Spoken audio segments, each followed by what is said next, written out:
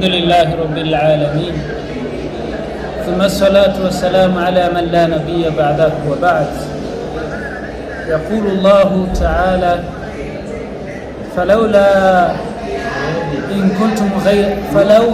إذا بلغت الحلقوم وأنتم حينئذ تنظرون ونحن أقرب إليه منكم ولكن لا تبصرون فلولا إن كنتم غير مدينين tarji'unaha in kuntum sadiqin.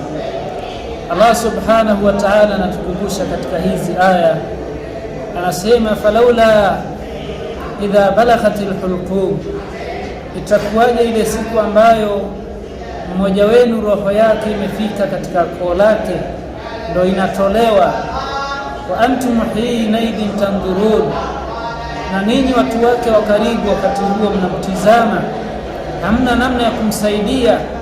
Wa nahnu aqrabu ilayhi minkum, lakini Allah nasema na sisi ndiyo tuko karibu zaidi na huyu anayefariki, ili hali ninyi hamuoni. Kwa hiyo Allah anakuwa karibu zaidi na yule anayefariki biqudratihi wa ilmihi, kwa uwezo wake na kwa elimu yake, lakini pia malaika wake Allah wako wamehudhuria kwa yule ambaye anakata roho.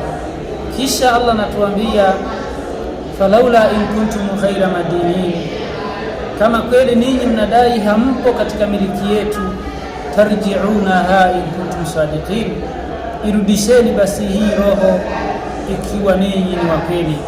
Hivyo basi sisi hatuna ujanja isipokuwa tumemilikiwa na Allah subhanahu wa ta'ala.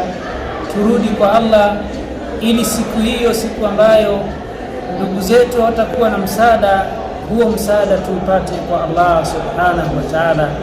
Unaonaje siku hiyo ndugu zako hawezi wakakusaidia, kisha pia Allah hakuhitaji? Utakuwa ni mgeni wa nani siku hiyo? Wajazakumullahu khaira.